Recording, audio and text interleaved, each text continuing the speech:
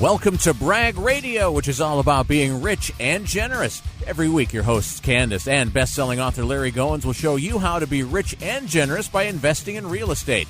Broadcasting around the world on the Brag Radio Network from the flagship station WBT in beautiful uptown Charlotte, here are your hosts, the rock stars of real estate, Kandas and Larry. What's happening? How you doing?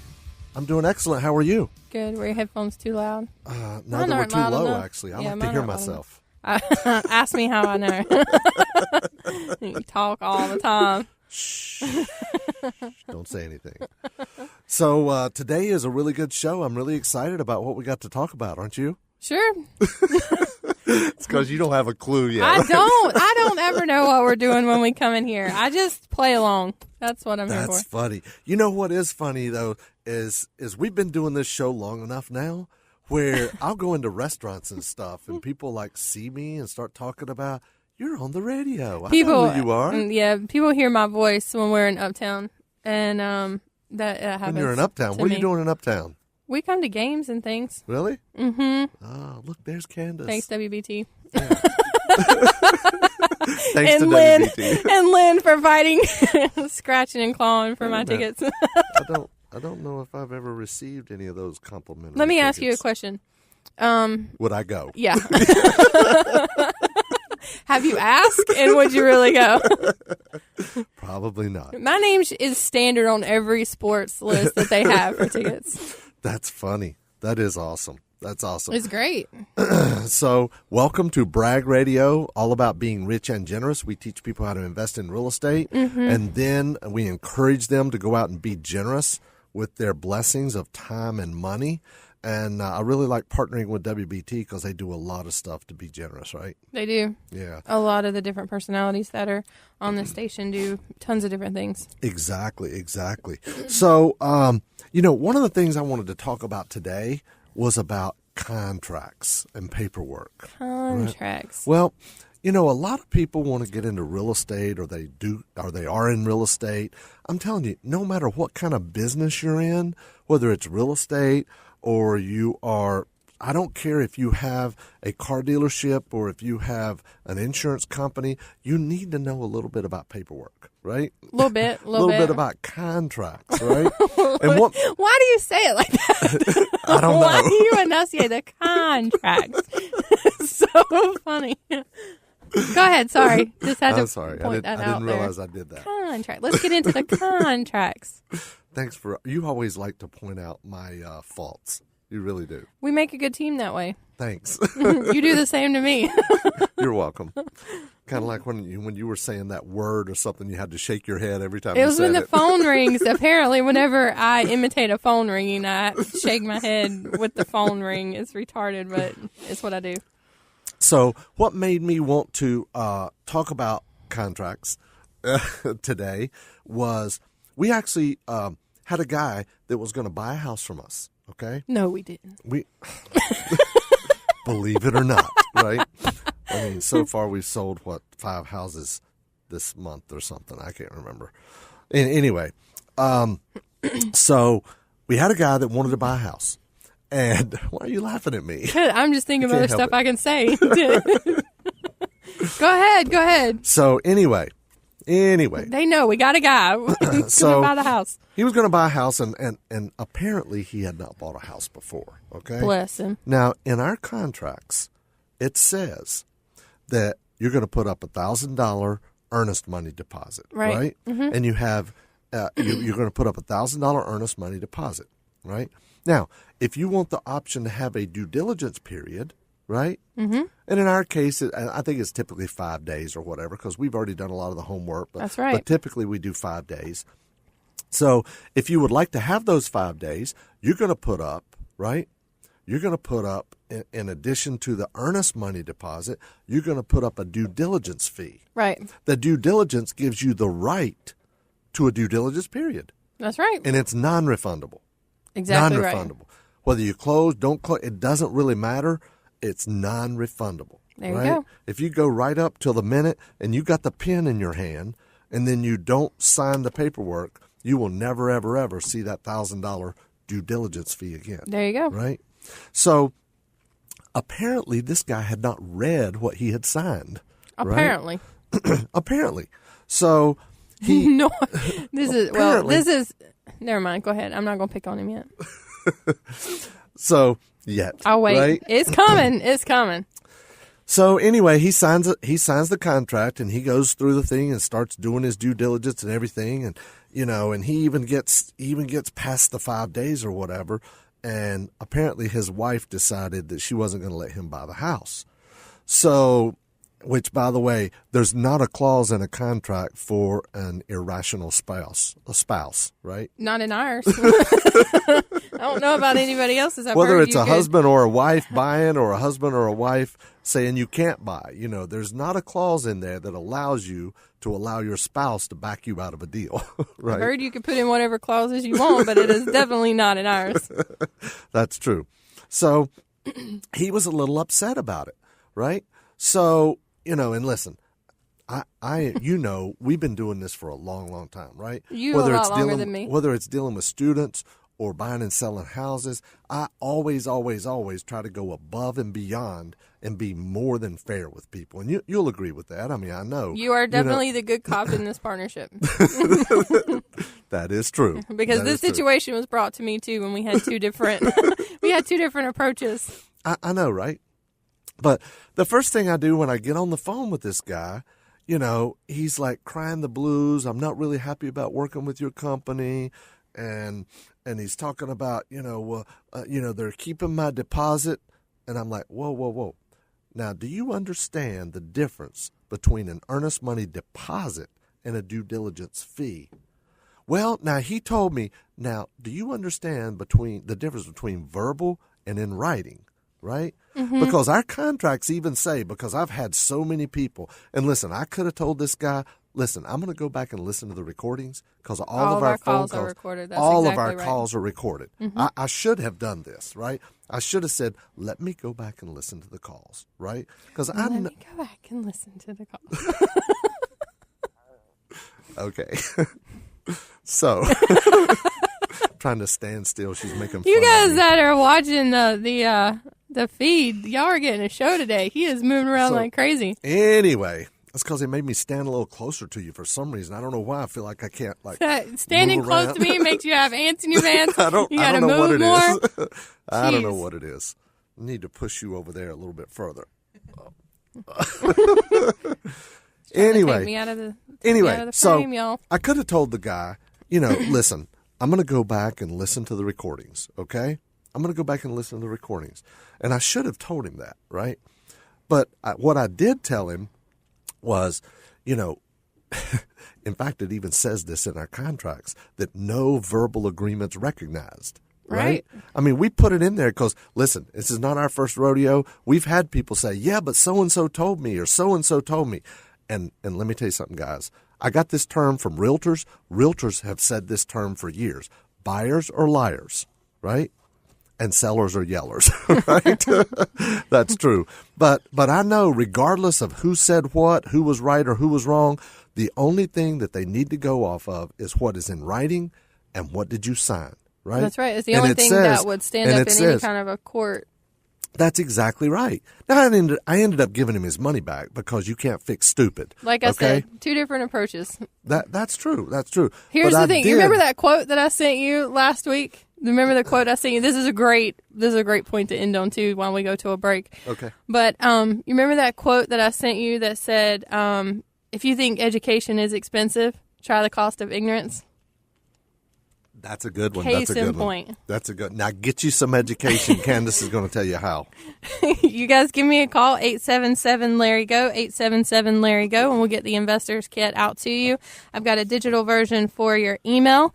Or if you're close enough to the office in Lake Wiley, you can come over and meet everybody, take a tour, pick up the physical kit, and we can answer any of your questions that you've got regarding that. Give me a call, 877-LARRY-GO. We'll be right back.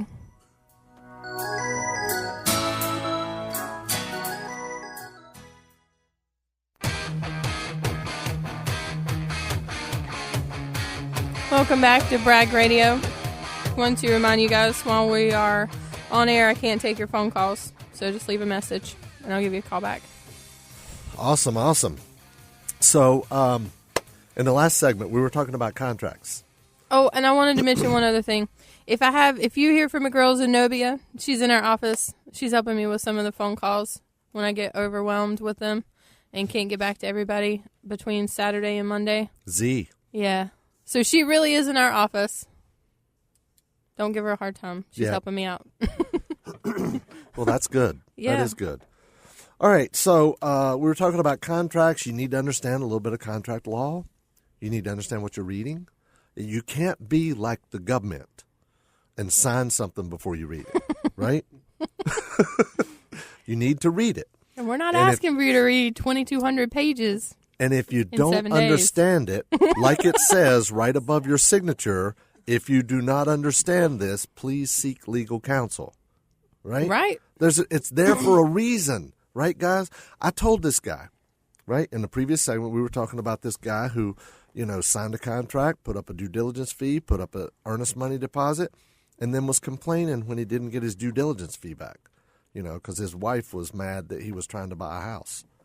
So I don't even know if he told her, though, he was trying to buy a house. I don't think he did. I mean, listen, I was going to ask you, well, what were you going to do when it came time for closing? How were you going to hide the $40,000 if you couldn't hide the $2,000? Right? Yeah, what was your end game here, guy? What was your end game, man?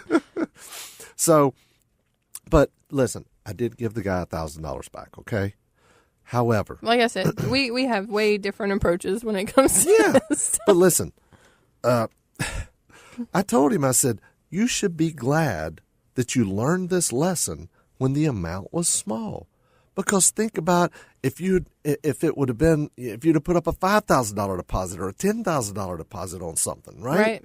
And somebody who wasn't as generous as I am, giving them your money back, right? It's not gonna happen. You couldn't call Keller Williams and say, "Hey, I lost money here. I can't close this deal. I want my earnest money back. I want my due deal back." They're not gonna go for that. That doesn't work. Not gonna do it. Not gonna do it. I don't know another company that would allow that. Yeah. That's in our space. Me either. Exactly.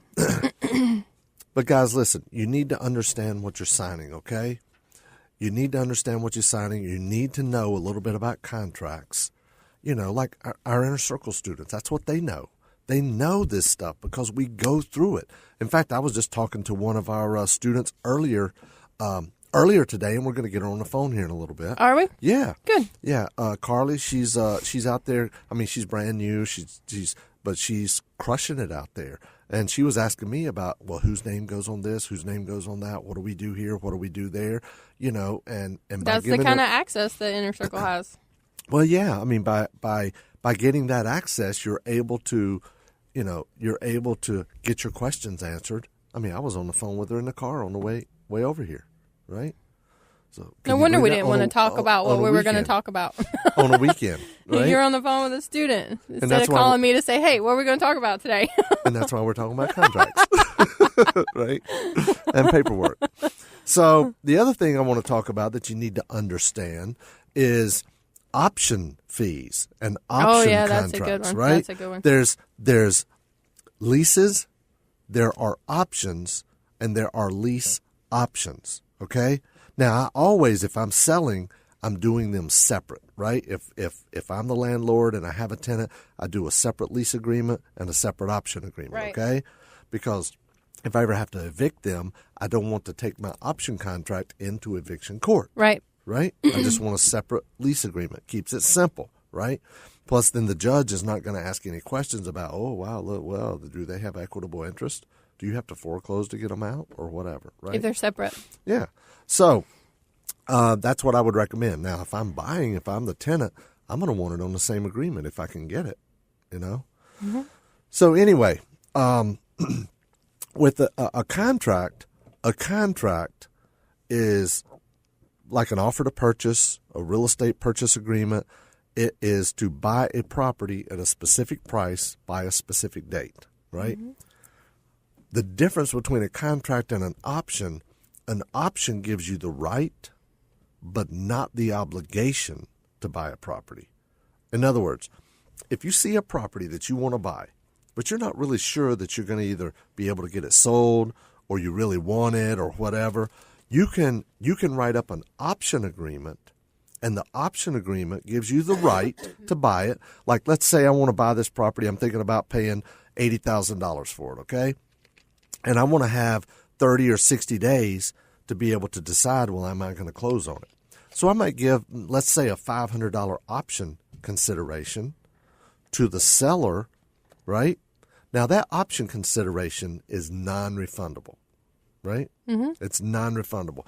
I will never, ever, ever, ever see that $500 again, right? Mm-hmm. Whether I close or not doesn't make any difference. I'll never see that $500 again, okay? So the option gives you the right, but you're not obligated. Now, what happens if I have a 60-day option period, and during that 60 days I put up the $500, but I didn't close on it? I don't know. Tell us what happens. What happens?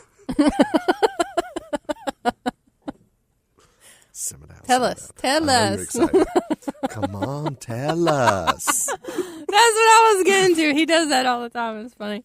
Well, you know, it's like when you walk into a car repair place, and you walk into a car repair place. They're like, "Yeah, my car's making a noise." So, what kind of noise is it making? They make you Come do on, the tell noise. us. Well, you know, at about 30 miles an hour, and then you get on up to about 65, it's like, and then by the time you get up to 80, it's like, can you fix that? I don't know, man. I just sweep the floors. Hey, Bob, come over here and listen to this guy. Yeah, this is a real estate show. Then you got to go through the whole thing again with Bob because he's the mechanic. So, what happens if the lease expires, right? Right. What happens? So, anyway, if the option, expires, nothing happens. Nothing, right? Because an option gives you the right. You have the right to buy it at $80,000 for the next 60 days. But if that option expires, they don't have to sell it to me anymore, and I don't have to buy it. But they're keeping my $500. Right. Their incentive to let me tie up the property for 60 days is that $500. Right. Now, in reality, it's probably going to be more than $500. Okay. I would guess, yeah. If for I'm 60 buying, days, if you're tying up one of our properties for 60 days, yeah. Well, first of all, nobody's going to tie up one of our properties for 60 days. Right. That's not going to happen, right? Right. So, however, you know, if it expires, nobody has to do anything, right? It's just like a HUD offer. If they don't accept your offer, nothing happens. It expires. It's over. Done. Right? Does that make sense? Yeah. Yeah. So there's a couple different kind of options. You know, like I might be wanting to buy a property and get it tied up to be able to try to figure out what I'm going to do with it. Am I going to wholesale it? Am I going to fix and flip it? Am I going to seller finance it or do a lease option or whatever? So that might be the way I tie it up whenever I'm trying to buy it at a deep discount. There's another type of lease option, two separate agreements, where I'm going to lease option a property. I'm going to get my tenant buyer, I call them HITs, homeowners in training, right? That's what we call them. That's what we call them, HITs, homeowners in training. So I'm going to get them to sign a lease, but they're also going to sign an option agreement as well. And I typically like to see about 5 to 10% down, something like that, as option consideration. Right. But now I'm planning on them buying it, and they're planning on buying it and closing. But those leases are somewhere between like 1 and 3 years or something like that. And when we come back, I'm going to go into some more detail about that, as well as some seller finance paperwork and contracts as well. But in the meantime, call Kandas during the break. 877-LARRY-GO. We can answer any questions that you've got about the contracts. If you were driving, hopefully you weren't trying to write stuff down at the same time. So you can email me at info@bragradio.com as well. With calling me, ask me any questions, ask for the investor's kit, digital, to your email or physical. If you can come by and take an office tour, we will take a quick break and we'll be right back. 877-LARRY-GO.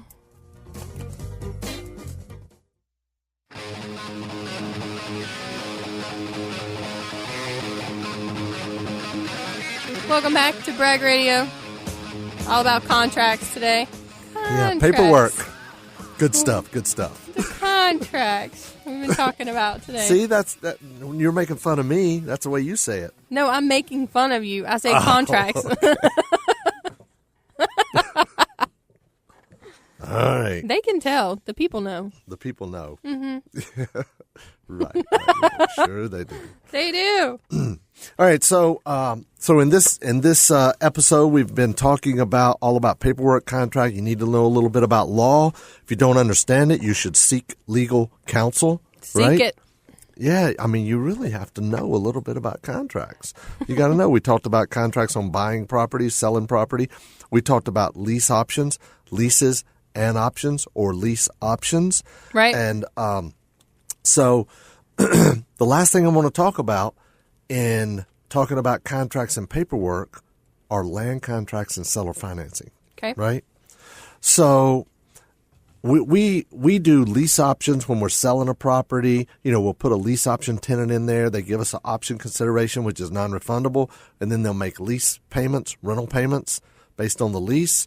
And we typically try to do somewhere around 12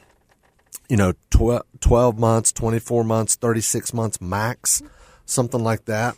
We also do land contract agreements where we'll actually write up a land contract. Now, this is another form of seller financing, right? Right. Now, a lease option, it's not really seller financing. I call those homeowners in training, right? Mm-hmm. Because they don't really technically own the house, but I want them to treat it like it's their own, right?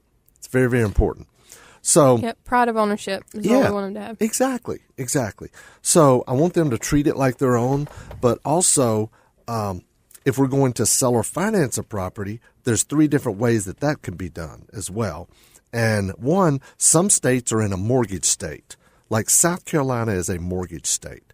All that means is the foreclosure process is handled a little bit different, right? Mm-hmm. It can take a little bit longer to foreclose on a property in South Carolina, okay, or in a mortgage state. North Carolina is what's called a deed of trust state, right? Mm-hmm. There's a deed of trust, there's a trustee, and then the lender or beneficiary, right? So with a deed of trust state, and like North Carolina is, you can foreclose a little faster, right? The process is speeded up. It depends on whether it's a judicial or a non-judicial foreclosure. Okay, look, Lynn's over there taking notes right now. Look at her go. Is she taking notes or is she on Facebook? That's funny. And I thought it was something to do with what I was saying. I don't know. Apparently not. I got a meeting on Monday. So anyway, a land contract is another form of seller financing. However, in this form of seller financing, it's the best way to explain it is it's a contract where you're going to sell someone a house, but there's no closing date, right? There's no closing date. In other words, like I'll agree to sell my house at, say, $50,000. They're going to put $5,000 down. They're going to make payments of X on the $45,000 balance for X number of years. Let's say they're going to make payments of whatever, $500 or whatever, and that's fully amortized over 10 years. And at the end of the 10 years, once I'm paid in full, then I will deed them the property. Mm-hmm. But the deed stays in the seller's name until the loan is paid in full, right? Right. A lot of people who do seller financing tend to use land contracts because a lot of times it's easier to get the property back if they default. I started to say if you have to foreclose, but it avoids foreclosure in a lot of ways, right? I got to tell you, it's probably been 5 or 6, maybe longer years since we've had to foreclose on someone because we try to keep a good relationship with our buyers, with our borrowers, mm-hmm. our homeowners in training, like you said, where, look, they know, even when we go sit down and sign paperwork, whether it's in front of an attorney or notary or closing agent, they read all that. And I tell them, make sure you read every single line. We even send it to them in advance so they can read it. But, we tell them it's very, very simple. If you don't pay, you can't stay, right? Mm-hmm. It's very simple. If you don't pay, you can't stay. And they understand that. They understand that. We've had people walk away from $5,000, $10,000, and they know that, you know, they defaulted, so they don't get it back. Just like as if they had bought the house and got a loan at Bank of America or Wells Fargo or Chase or somewhere, and they stop paying, they're not going to get their down payment back. That's right. Right?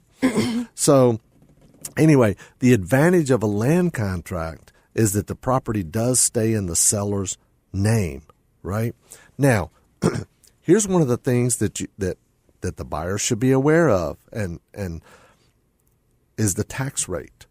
If the deed is still in my name or as a seller, the seller's name, if the deed's still in the seller's name and I don't live there, the tax bill goes somewhere else, then that tax rate is going to be based on a non-owner occupied tax rate, right? It's not going to have what's called homestead exemption. Right.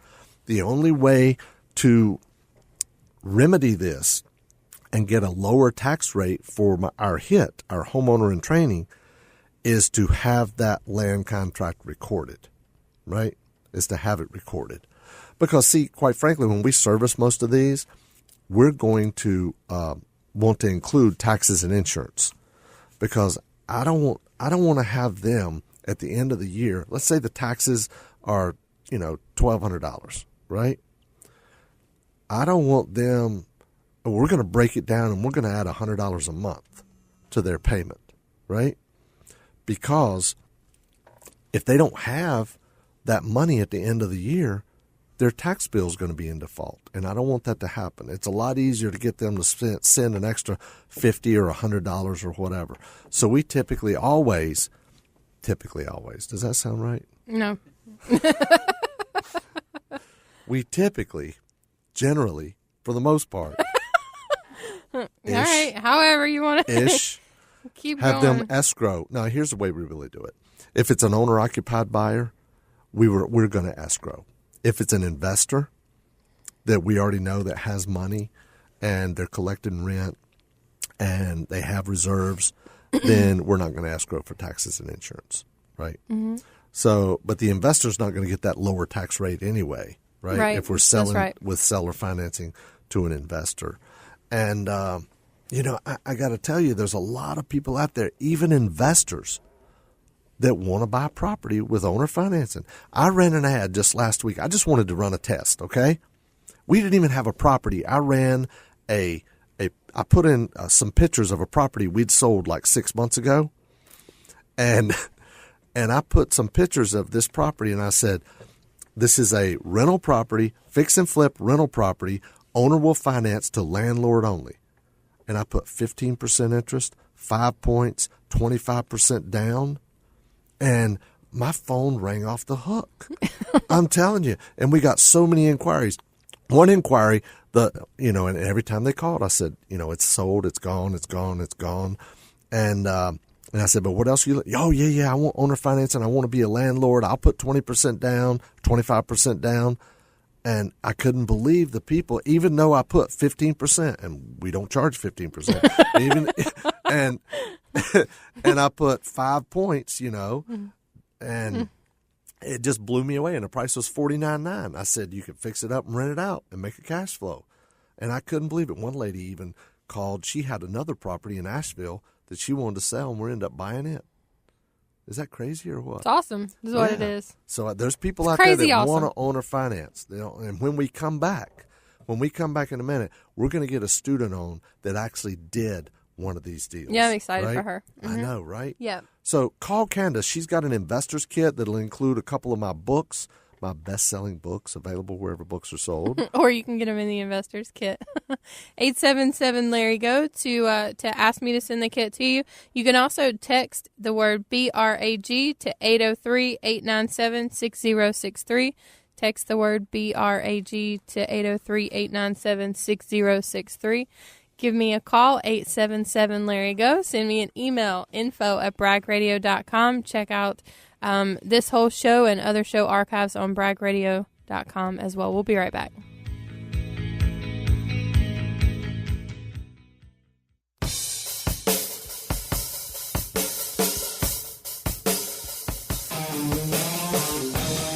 Time for the fourth segment. That's one of my favorite Van Halen songs. Is it? Little guitar. Doesn't he say that with every Van Halen song? Every one, right? That's what I thought. Yeah, that's what I heard too. Thanks, TJ. That's awesome. Everyone. So, time for the fourth segment. It is time to have a bragger on. Awesome. Really excited, too, because we've got a bragger that's actually in the Carolinas. I mean, we've had them from Tennessee, Texas, Jackson, Mississippi. California. People investing in Alabama. We've had them from all over. We've had a few from the Carolinas as well, too, though. Yeah. So, give a good warm WBT welcome to Carly. What's up? How you doing? I'm good. How are you? I am doing awesome. We're doing just fine. So, Carly, I really appreciate you taking the time out on this Saturday afternoon to spend a few minutes with us. We really appreciate that. And tell our listeners a little bit about who is Carly. Tell us about your real estate business. Well, let's see. I have two boys, and my youngest one's kind of the one that drugged me into real estate. We went to something, and he went to the back of the room, and I was like, wait. Wait. You'll need my credit card. Yeah, I got to pay for that. You're not old enough. But, so that's kind of how we started. I started learning, and obviously, they always say, go to the TRIA, and that's where I met you, because you were at the TRIA here in Raleigh. Now, that's the Triad Real Estate Investors Association. Mm-hmm. Yeah, Triangle. Triangle. Triangle. I'm sorry. So you were there, and you were talking about Filthy Riches, and my partner and I, Stan, were there, and we're like, we got to do this. Like, this is good. That's awesome. So you heard me speak at the RIA group. You got my Filthy Riches program, and wow, believe it or not, you went out and did it, right? I did. So I want you to tell us a little bit about your deal that you did. Tell us a little bit about that. Well, I had an agent I was talking to, and I told her what I was looking for. I said it had to be in good condition, something somebody could move into right away, but not very expensive. So I ended up getting just a small. It was 2-bedroom, 1 bath, so it didn't exactly fit Filthy Riches, but it was close. And it was in good condition, livable, on an acre down near Wilmington, North Carolina. Good market. Yes, I think they were asking $25,000 for it, but I got it for $6,900. Whoa. They were asking $24,000 or $25,000, and you got it for $6,900, right? Less than a third. Yes. Who taught you those negotiating skills? Larry. I learned to be not emotional about it. Like, if I got it, I got it. If I didn't, I moved on to the next one. So that's so important. That's good, Carly. I'm proud of you. If you're not embarrassed by your offer, it's too much, right? Exactly. And it was low. I was like, they're never going to say. Actually, I offered $4,500 originally. I love it. Now, I was like, these people are going to think I'm crazy. And that's even in Wilmington. You're not in Wilmington. That's a couple hours away from you, right? Yes, about 2.5 hours away. Wow, that's good. That is good. So you got the deal under contract. Then what happened? It was so fast. I started marketing. I actually marketed on Facebook. I got 100 people to respond that day. I love Facebook to market properties, right? Mm-hmm. Yes. Yeah, it wasn't on the market. They didn't have Marketplace yet because that's fairly new because I did this last year. So I actually went to the county that Wilmington was in and posted it there on their buy-sell site. Wow, that's great. So you marketed the property and you found a buyer. Now you have $6,900 in it plus closing cost, right? So you marketed it, and tell us, what kind of buyer did you find? It was a nice family. They had been, she had gotten injured, so she hadn't been working for a little while, so they were staying with family. They didn't even have a place at that point because they were living off of his income with 2 little girls. And so we ended up going through it, running the credit, checking everything, got a deposit. Deposit was just $2,000 for a down payment for it. How much? How much down? $2,000. $2,000. Good for you. And which wasn't much, but I figured I'd put $6,900 in it, so I was all right. Now, how much did you sell it to them for? What was their purchase price? $47,000. Wait a minute. Hold on. So it's listed for 24 something. You pay $6,900, and you sold it for $47,000 with owner financing. Yes. Now, because it was a Rio, so I got it at a great price. Yeah, apparently. So, did you did they give you a hard time about the price or anything? You know, hey, you just bought it for this, or it was listed for 24 something. Did they complain about the price? Not at all, because their payment was far less than the local rent. So it was well within their budget of what they could afford. They were more concerned about the monthly payments than the overall purchase price. So what you're saying is you were able to buy a property for less than a third of what it was listed for and sell it for, 5 times, 6 times, right? Mm-hmm. What you paid for it, and they were ecstatic, right? They were happy. Oh, they were so thrilled. They were staying with family, and they had their own place, and they were so excited to own their own home. They moved into a really good school district, which they were excited about for their girls. Quiet little community. It was really nice. That's awesome. And the bonus is their payments were less than rent, right? Yes, it was much less than rent. Wow. So they could afford it, they could get into it, and get their own place. So now you sold it to them for 7, you said? Yeah, 47, yes. And you got a $2,000 down payment. So you financed, you're holding a note, right, for $45,000, correct? Right. Now, how much are they paying you a month? They paid me $500 for the first 3 months or so before I sold the note. Well, sold a partial of the note. Right. So guys, just to let everybody listening know, right, she's got an asset here that's paying her every month, a payment every single month, right? And now that asset has a value. She can sell it. So you seasoned that note for a little while, right? 3 months.